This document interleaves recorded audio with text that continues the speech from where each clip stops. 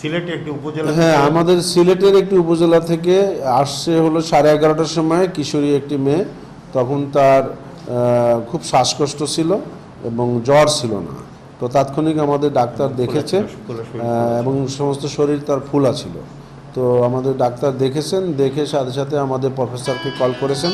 Professor এসে দেখেছেন, দেখে ওনাকে অক্সিজেন এবং অন্যান্য সাপোর্টিভ ট্রিটমেন্ট দিয়ে সুস্থ করার চেষ্টা করছেন, কিন্তু উনি 1:30টার সময় উনি ইন্তেকাল করেন। হ্যাঁ, আর ওনার পূর্ব ইতিহাস নিয়ে আমরা জানার চেষ্টা করলাম। তার এখানে মামা আছে, আত্মীয় স্বজনের কাছ থেকে কোনো কন্ট্যাক্টের হিস্ট্রি নাই, অত্যন্ত গরিব এবং সে 2 মাস আগে থেকেই তার শরীর হাত পা ফোলা ছিল, শ্বাসকষ্ট আগেও ছিল।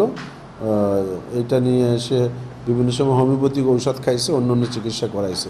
কোনো বিদেশ ফেরত প্রবাসী বা কোনো বিদেশি নাগরিকের সংস্পর্শে অথবা তার পরিবারের কেউ কোনো কন্ট্যাক্টের কোনো হিস্ট্রি আমরা পাই নাই। তো আমাদের অভিজ্ঞ অধ্যাপকগণ, আমাদের যে পর্ষদ আছে, তারা এটি স্বাভাবিক মৃত্যু এবং কনজাস্টিভ কার্ডিয়াক ফেইলিওর এবং রেসপিরেটরি ফেইলিওরের জন্য তার স্বাভাবিক মৃত্যু বলে ঘোষণা দিয়েছেন। এটা করোনা নয়।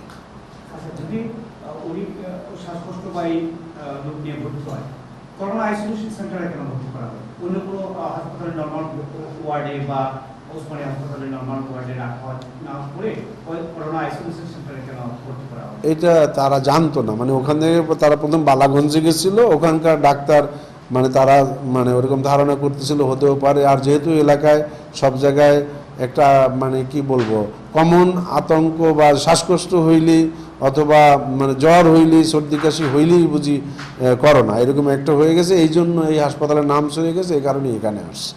তা নাহলে তারা হয়তো ওসমানীতেই যেত।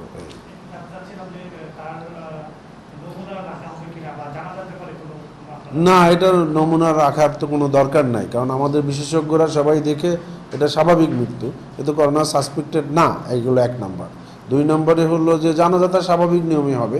হ্যাঁ, তার পরিবারের কাছে আমরা মরদেহ হস্তান্তর করব, যে ধর্মীয়ভাবে তারা পারিবারিকভাবে করবে। আমি জেলা প্রশাসকের সাথেও কথা হয়েছে, প্রয়োজন হলে যেহেতু গরিব তারাও কোনো আর্থিক সহায়তা দরকার হলে তারা করবে।